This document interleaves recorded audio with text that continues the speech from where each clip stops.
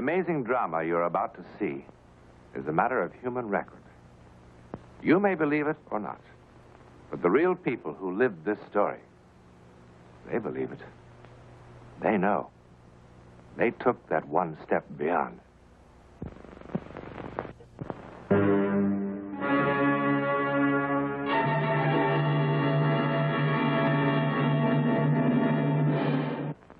Last summer, I went on a short holiday to wonderfully cosmopolitan Mexico City. It was Thursday. My wife had, of course, gone shopping, and I had a few hours to kill. One of the hotel porters told me about this cellar bar, and... That's him, Mr. Newland. Michael, this is Mr. Newland. He's from the United States. He's very interested in true stories such as yours.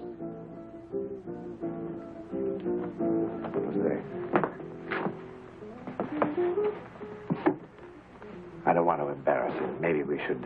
Embarrass him? Why, nothing can embarrass him. Well, he tells the story to anybody for a little wine. Why don't you buy him some wine? All right.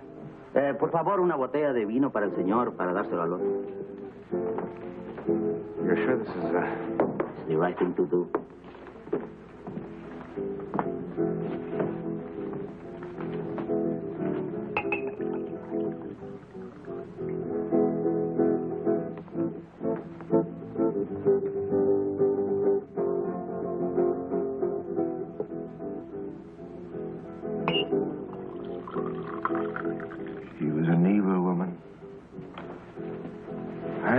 I was well liked. I had a pleasing personality.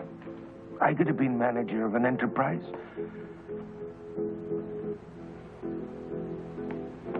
And I was handsome, too. Handsome. But she promised me so much. She promised me everything, and then she treated me so shamefully.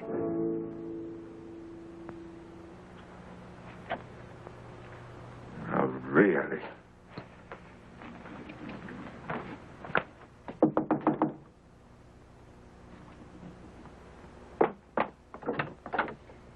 Countess, it's 5 minutes after 9. We're already an hour late. Then we'll be 2 hours late. Reasonable, darling. We... Open the door.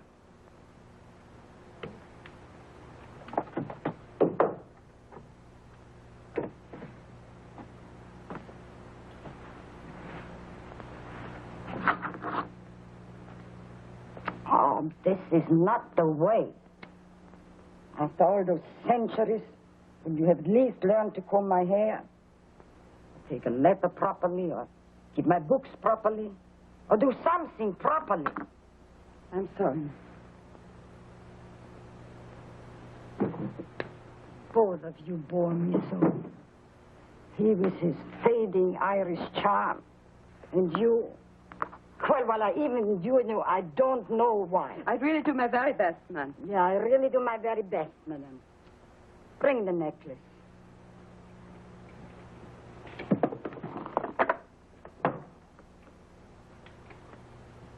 No. Call Mr. Barry for his little performance. He is so fond of my necklace. He loves to touch it. You know, one day, just for a joke, I'm going to buy him one of those little things the jewelers wear in their eyes when they make appraisals. What you are waiting for?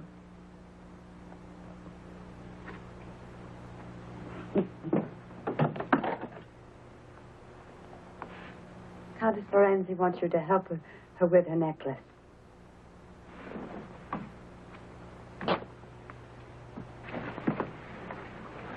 Darling, we're going to have to think of some absolutely outrageous lie about why we're so late. I leave all outrageous lies to you, dear boy.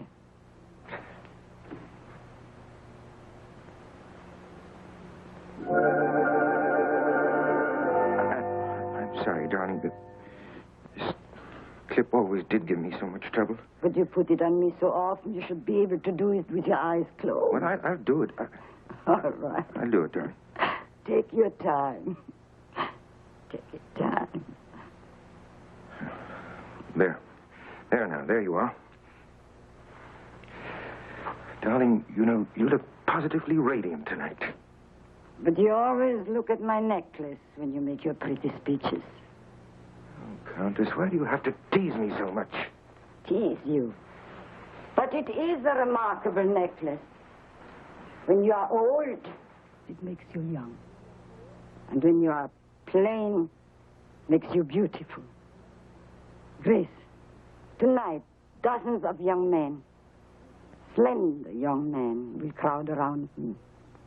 And Michael will get absolutely furious. Won't you? Yes. It's because I have a jealous nature, you know. Furious. Frightened. So there's my beauty secret. If you want Michael to notice you, you need more than a pink nose. And Countess, now you're embarrassing her. Embarrassing her. Bring the car around the front. Yes, yes, of course.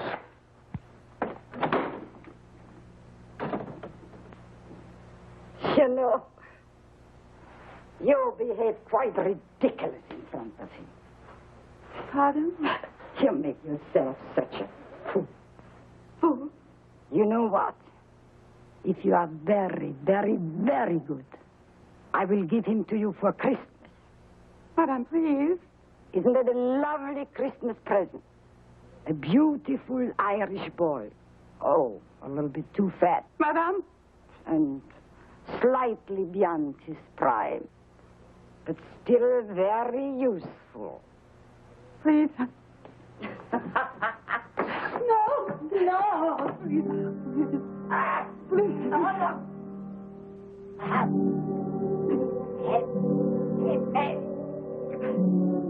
Can you breathe?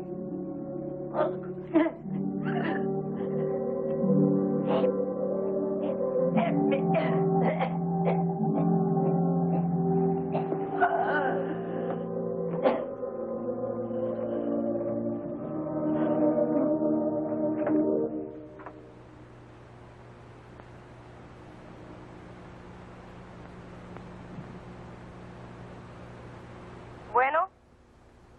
Bueno?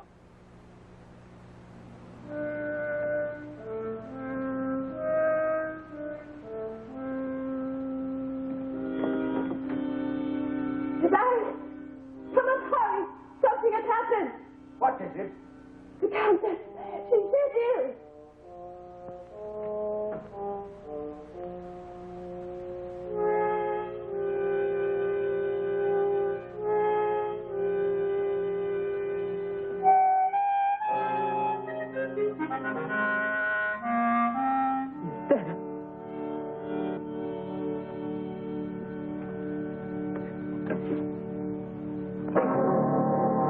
Give me the police.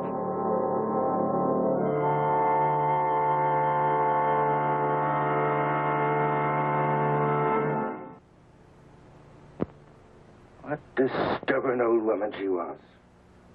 I don't know how many times I told her. The doctor warned her again and again about her heart.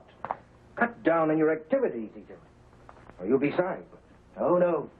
She just wouldn't listen. I tried to help. But before I could reach her, she was dead. The Countess dead. It just doesn't seem possible, does it? I'm sorry to have kept you waiting. It's perfectly all right, Mr. Rivas. Please sit down, Miss Harkness. You both know that Countess Ferresi had no living relatives. Yes, it is a shame, isn't it? But I mean, she didn't even have a little niece to come visit her during the holidays. Well, I'm thankful to say that at least I could make her last years less unhappy. Yes, I'm sure. In this letter accompanying her will, she asked that both of you attend the reading as interested parties. Well, I told you, Miss Harkness. You see, she hasn't forgotten you. And with all her faults, she had a generous heart.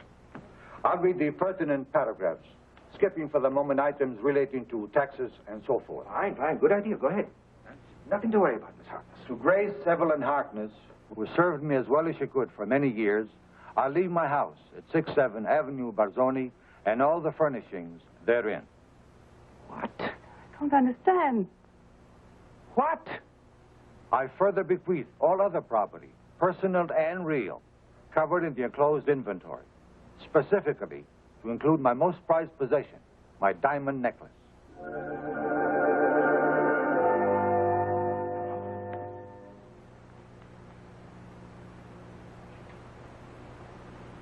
She didn't even mention me.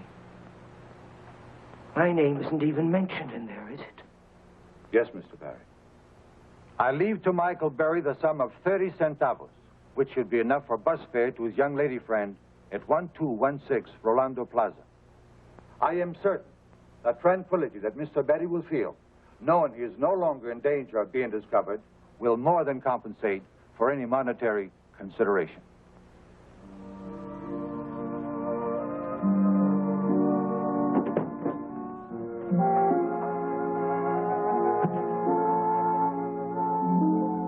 Well, Miss Harkness, there's still quite a lot.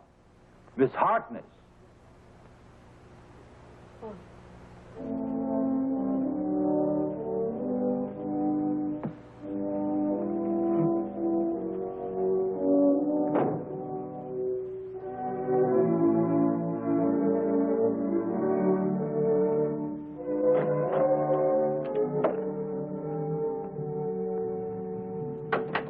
Expected you at 9. Well, I came at 11 instead. Yeah, I won't be needing that anymore. What is it you wanted to see me about?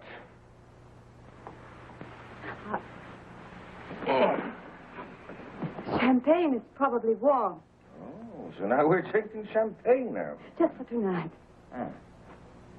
Well, would you open it for me? I don't would, but I will, ma'am. Yeah. So we're the new lady of the house, are we? How's it feel? Frankly, I am still in a daze. It has only been a week.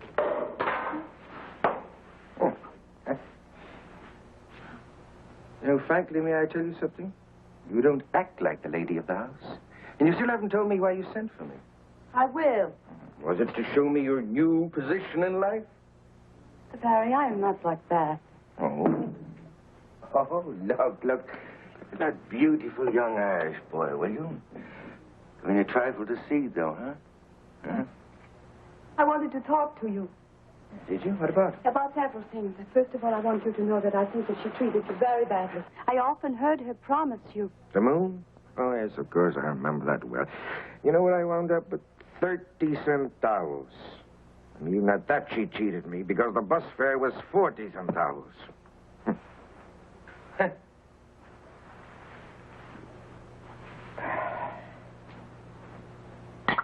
Oh, I beg your pardon. I'm forgetting my manners, may I? Of course.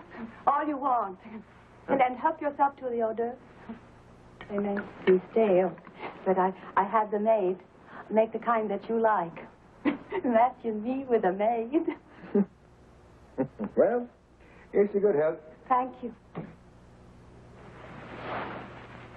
I really meant what I said. I mean, about the Countess. She had no right to treat you as she did. Tell me something, Don. You're all right. Don't let anyone ever tell you different. You're all right. You got a good heart. Oh, think of what a fool I made of myself in that attorney's office. I couldn't help it, I suppose. When I heard that 30 centavos, it was enough to drive me out of my mind. What shameful. Yes, it too. If she ever found out about me, I'll never know. You know, when I think of that old woman, Don't think of her. makes my blood boil inside of me. How she degraded me. Rubbed my nose in that dirt. You know, I could have been something. I really could, and I still can, you know.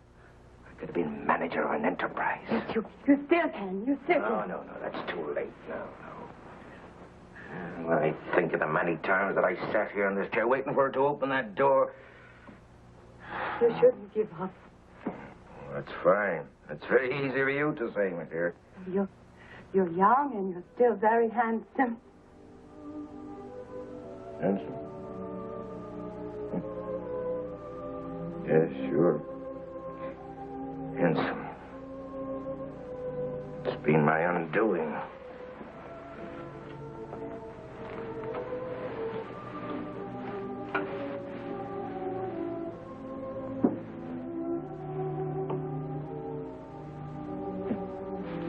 that young girl? Hmm? Nina? We know all about her. You going to marry her? Marry her? No, you know, when she heard about the will, you know what happened? She just... And I haven't seen a hide nor hair of her since. But did you ever think... Is she very young? Well, I don't know. She's about 25, 26, something like that, I guess. I thought she looked about 30. And the Countess was much too old. Forgive me for being forward, but did you ever consider that a woman your own age could offer you a great deal more than either one of them? Understanding, companionship. Excuse me. Listen to me. Babbling away. What did you say? Listen, Champagne. Just a minute. What did you say about Nina a moment ago? Nina, what about her? A moment ago you said something about her. Nina? Yes, Nina. Well, why do we have to talk about Nina? You haven't commented on my new clothes. It is very ungallant of you, Mr. Barry. You always spoke of how lovely the Countess looked. And I went to the same dressmaker. Oh, goodness, they charged me enough for the hair. I hope there's some improvement. What was it you said about Nina a moment ago, huh? Come on, tell me. You know, there's only one thing missing, and I'll be right back. Wait a minute.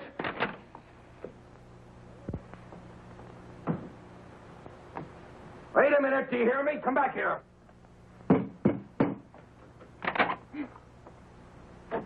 How did you know how old she was? How'd you know what she looked like, even? Come on and open up this door and answer me. Come on! Oh, yes. Now I see it. That's how the old woman found out about us, because you saw us together someplace, isn't that it? And you told her. And that's why she tried to ruin me. Come on and open up this door, did you hear me? Open it up! You bastard! Come on now. No use in trying to pretend to me. Come on, you not fainted. Come on.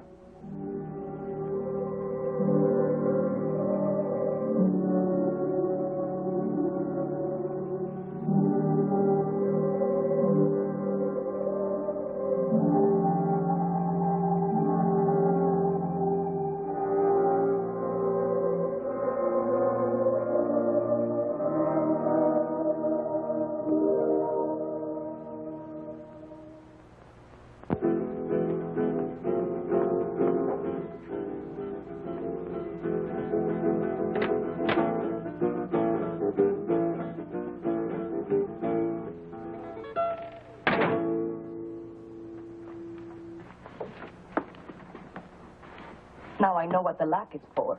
What a nice way to say hello. Oh, I can say goodbye much better. No, Nina, you're a terrible girl. I always told you.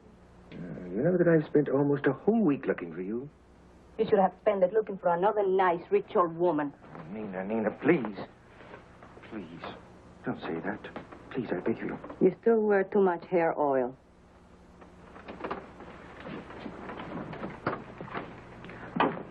Aren't you even going to ask me where I can buy I'm much too busy for riddles.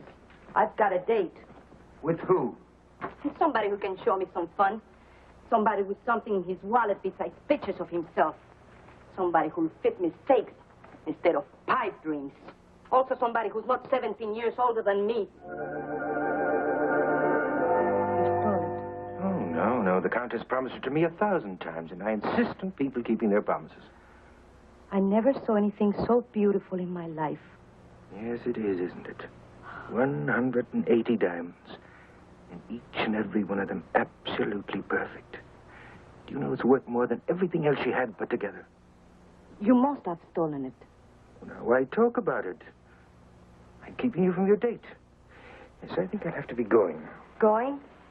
That's what I merely dropped around to say goodbye. Unfortunately, I'm cursed with good manners. Going where? Oh, I don't know. Rome, Madrid, Paris, Havana, I don't know. Any place at all. You try to sell that necklace, and the only place you'll go is to jail. Oh, no, darling, you're wrong. Not if I sell it one diamond at a time. But here now, forgive me. I'm keeping you from your handsome young man. Goodbye. Wait. Don't go. I've missed you, Michael. Have you? Really? Of course I have. Yes, of course you have. Luke, you promised me so much, and then to end up with nothing. You know how you felt about the old lady when you ended up with nothing. Oh, it's a foolish date, and he's the most foolish man imaginable. Don't go. No, darling. I am the most foolish man imaginable.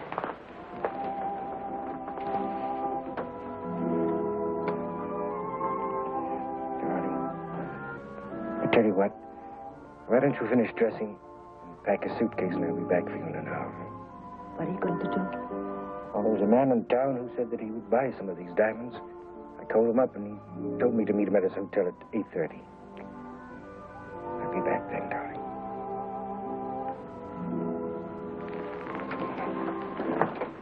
Michael, may I see them just once more? Really? They're so beautiful. They almost hypnotize you. It seems so wrong to break them up. Yes, but I imagine when you see how much money they realize that you'll feel much better about it.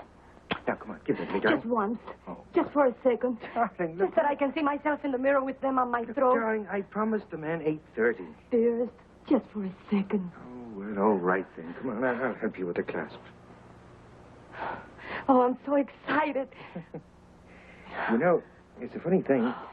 Now that they're mine, I don't feel at all nervous about them.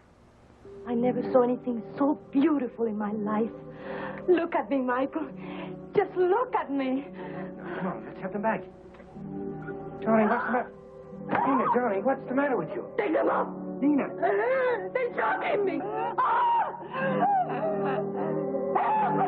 They're shocking me.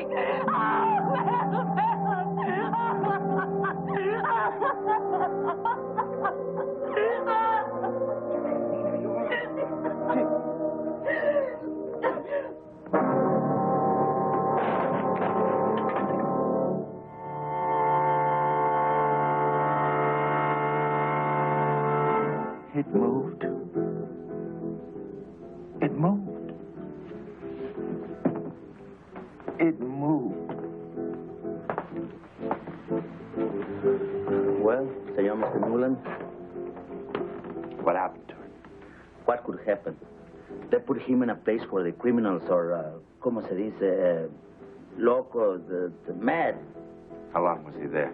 8, 9 years, senor. ¿Quién sabe? All right, thank you. Jose. Thank you.